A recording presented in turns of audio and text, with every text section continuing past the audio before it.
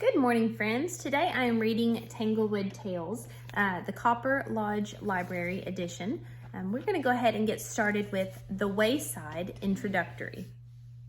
A short time ago, I was favored with a flying visit from my young friend Eustace Bright, whom I had not before met with since quitting the breezy mountains of Berkshire. It being the winter vacation at his college, Eustace was allowing himself a little relaxation, in the hope, he told me, of repairing the inroads which severe application to study had made upon his health, and I was happy to conclude, from the excellent physical condition in which I saw him, that the remedy had already been attended with very desirable success.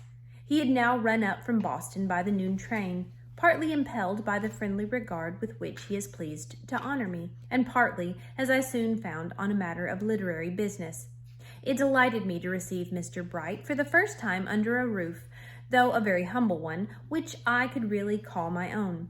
Nor did I fail, as is the custom of landed proprietors all about the world, to parade the poor fellow up and down over my half a dozen acres, secretly rejoicing, nevertheless, that the disarray of the inclement season, and particularly the 6 inches of snow then upon the ground, prevented him from observing the ragged neglect of soil and shrubbery into which the place had lapsed.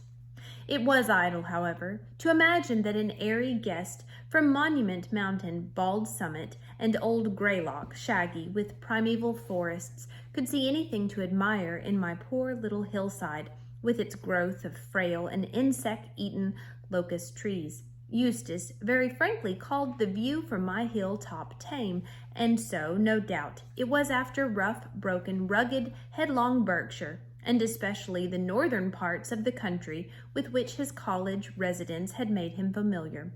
But to me there is a peculiar quiet charm in these broad meadows and gentle eminences. They are better than mountains because they do not stamp and stereotype themselves into the brain, and thus grow wearisome with some strong impression repeated day after day. A few summer weeks among mountains, a lifetime among green meadows and placid slopes, with outlines forever new, because continually fading out of the memory, not such. Such would be my sober choice. I doubt whether Eustace did not internally pronounce the whole thing a bore, until I led him to my predecessor's little ruined rustic summer house midway on the hillside. It is a mere skeleton of slender, decaying tree trunks, with neither walls nor a roof, nothing but a tracery of branches and twigs, which the next wintry blast will be very likely to scatter in fragments along the terrace. It looks and is as evanescent as a dream, and yet, in its rustic network of boughs, it has somehow enclosed a hint of spiritual beauty, and has become a true emblem of the subtile and ethereal mind that planned it. I made Eustace Bright sit down on a snowbank which had heaped itself over the mossy seat, and gazing through the arched windows opposite, he acknowledged that the scene at once grew picturesque. "Simple as it looks," said he, "this little edifice seems to be the work of magic. It is full of suggestiveness, and in its way is as good as a cathedral. It would be just the spot for one to sit in of a summer afternoon and tell the children some more of those wild stories from the classic myths." "It would indeed," answered I. "The summer house itself, so airy and so broken, is like one of those old tales imperfectly remembered, and these living branches of the Baldwin apple tree, thrusting so rudely in, are like your unwarrantable interpolations. But by and by, have you added any more legends to the series since the publication of the Wonder Book?" "Many more," said Eustace. "Primrose, Periwinkle, and the rest of them allow me no more comfort of my life unless I tell them a story every day or two. I have run away from the home partly to escape the importunity of these little wretches. But I have written out 6 of the new stories and have brought them for you to look over." "Are they as good as the first?" I inquired. "Better chosen and better handled," replied Eustace Bright. "You will say so when you read them." "Possibly not," I remarked. "You know from my own experience that an author's last work is always his best one, in his own estimate, until it quite loses the red heat of composition. After that, it falls into its true place quietly enough." But let us adjourn to my study and examine these new stories. It would hardly be doing yourself justice were you to bring me acquainted with them sitting here on this snowbank. So we descended the hill to my small old cottage and shut ourselves up in the southeastern room where the sunshine comes in warmly and brightly through the better half of a winter's day. Eustace put his bundle of manuscripts into my hands, and I skimmed through it pretty rapidly, trying to figure out its merits and demerits by the touch of my fingers, as a veteran storyteller ought to know how to do. It will be remembered that Mr. Bright condescended to avail himself of my literary experience by constituting me editor of the Wonder Book. As he had no reason to complain of the reception of that erudite work by the public, he was now disposed to retain me in a similar position with respect to the present volume, which he entitled Tanglewood Tales. Not, as Eustace hinted, that there was any real necessity for my services as introducer, inasmuch as his own name had become established in some good degree of favor with the literary world. But the connection with myself, he was kind enough to say, had been highly agreeable, nor was he by any means desirous, as most people are, of kicking away the ladder that perhaps helped him to reach his present elevation. My young friend was willing, in short, that the fresh verdure of his growing reputation should spread over my straggling and half-naked boughs, even as I have sometimes thought of training a vine, with its broad leafiness and purple fruitage, over the worm-eaten posts and rafters of the rustic summer house. I was not insensible to the advantages of his proposal, and gladly assured him of my acceptance. Merely from the title of the stories, I saw at once that the subjects were not less rich than those of the former volume, nor did I at all doubt that Mr. Bright's audacity, so far as that endowment might avail, had enabled him to take full advantage of whatever capabilities they offered.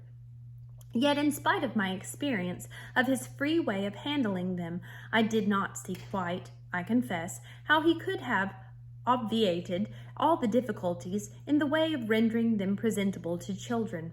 These old legends, so brimming over with everything that is most abhorrent to our Christianized moral sense, some of them so hideous, others so melancholy and miserable, amid which the Greek tragedians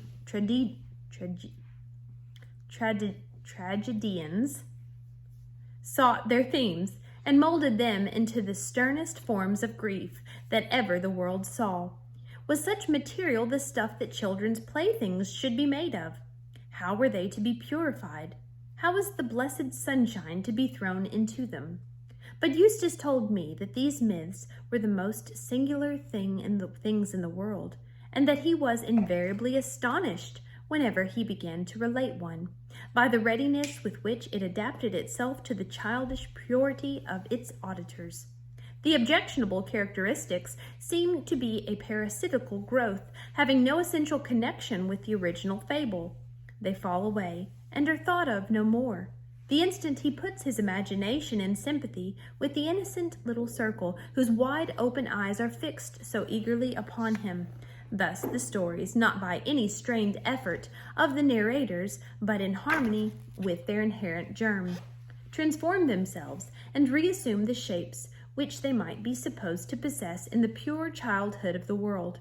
When the first poet or romancer told these marvelous legends, such is Eustace Bright's opinion, it was still the golden age. Evil had never yet existed, and sorrow, misfortune, crime were mere shadows which the mind fancifully created for itself, as a shelter against too sunny realities, or, at most, but prophetic dreams to which the dreamer himself did not yield a waking credence. Children are now the only representatives of the men and women of that happy era, and therefore it is that we must raise the intellect and fancy to the level of childhood in order to recreate the original myths.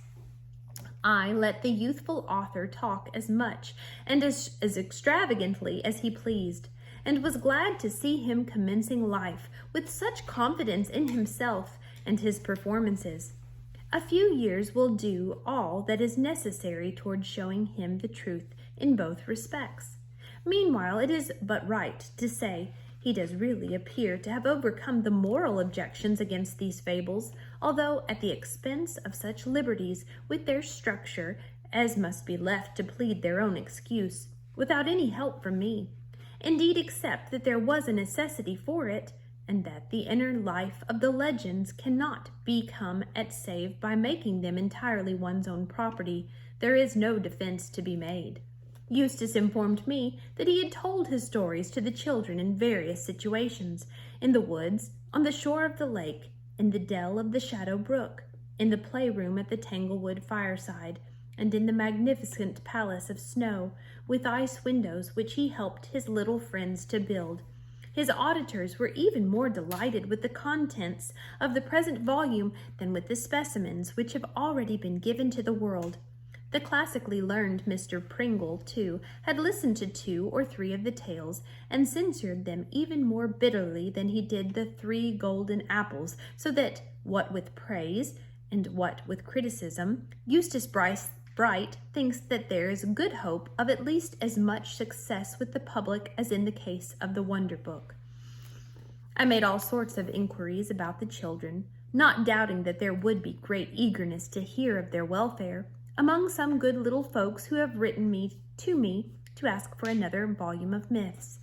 They are all, I am happy to say, unless we except Clover, in excellent health and spirits. Primrose is now almost a young lady, and Eustace tells me is just as saucy as ever.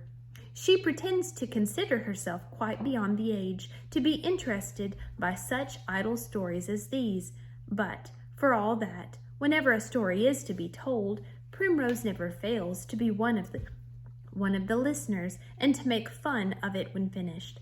Periwinkle is very much grown and is expected to shut up her baby house and throw away her doll in a month or 2 more. Sweet Fern has learned to read and write and has put on a jacket and a pair of pantaloons, all of which improvements I am sorry for. Squash Blossom, Blue Eye, Plantain, and Buttercup have had the scarlet fever, but came easily through it. Huckleberry, Milkweed, and Dandelion were attacked with the whooping cough, but bore it bravely and kept out of doors whenever the sun shone.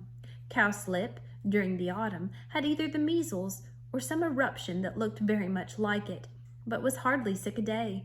Poor Clover has been a good deal troubled with her second teeth, which have made her merge in aspect and rather fractious in temper, meager in aspect and rather fractious in temper, nor even when she smiles is the matter much mended, since it discloses a gap within her lips, almost as wide as the barn door.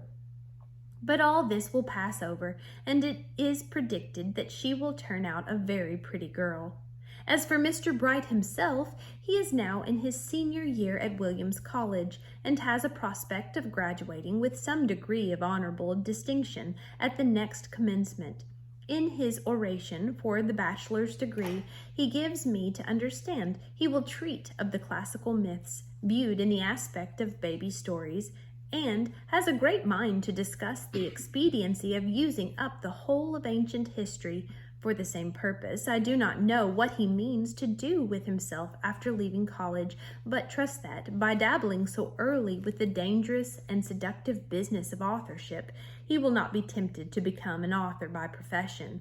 If so, I shall be very sorry for the little that I have had to do with the matter, in encouraging these first beginnings. I wish there were any likelihood of my soon seeing Primrose, Periwinkle, Dandelion, Sweet Fern, Clover, Plantain, Huckleberry, Milkweed, Cowslip, Buttercup, Blue Eye, and Squash Blossom again. But as I do not know when I shall revisit Tanglewood, and as Eustace Bright probably will not ask me to edit a 3rd Wonder Book, the public of little folks must not expect to hear any more about those dear children from me. Heaven bless them, and everybody else, whether grown people or children.